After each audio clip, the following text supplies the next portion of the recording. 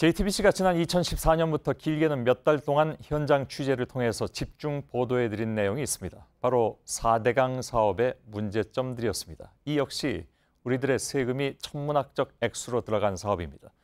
저희뿐만이 아니라 전문가들과 시민단체들도 지속적으로 끊임없이 문제를 제기해왔습니다. 그러나 그때마다 MB정부 인사들은 사실과 다르다 이렇게 강변해왔습니다.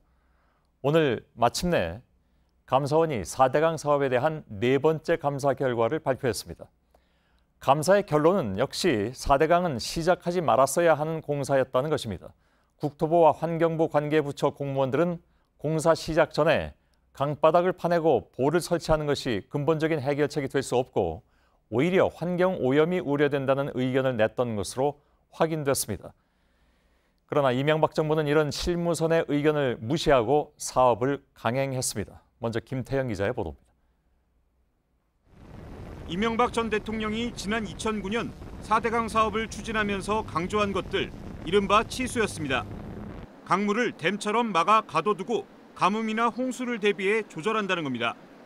하지만 국토부는 지난 2009년 2월 4대강 사업 계획을 세울 당시부터 준설, 즉 강바닥을 파내고 보를 설치하는 것만으론 수자원 확보에 근본 대안이 안 된다는 결론을 내렸습니다.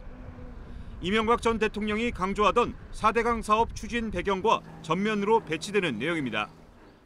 그러자 정종환 당시 국토해양부 장관은 그런 내용을 어떻게 보고하느냐며 관련 내용을 이 전 대통령에게 보고하지 않았습니다. 감사원 감사 결과 드러난 사실입니다. 그럼에도 이명박 정부 청와대가 강행하자 국토부는 한 발 물러섰습니다. 그러면서 강바닥의 최소 수심을 2.5에서 3m로 하자고 보고했습니다. 그러나 이 전 대통령은 이 역시 받아들이지 않았습니다. 보고 당일 3, 4m로 늘어났고 다음 날 4, 5m, 그리고 결국엔 6m까지 수심을 늘리도록 지시했습니다.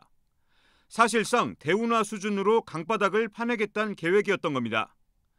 이 전 대통령이 운하를 하지 않겠다고 했지만 운하에 관심이 많았다는 당시 청와대 관계자의 감사원 진술 역시 이 같은 정황에 힘을 실어줍니다.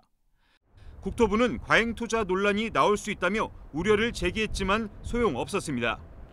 결국 이 전 대통령이 주장한 대로 4대강 사업은 강행됐습니다.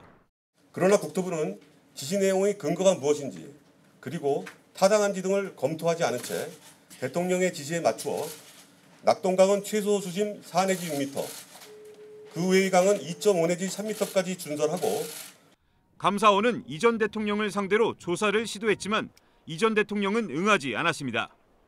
감사원 관계자는 감사원법상 대통령의 행위는 직무감찰 대상이 아니라며 위법사항이 발견되지 않은 상황에서 협조하지 않았다고 고발하는 건 어렵다고 설명했습니다.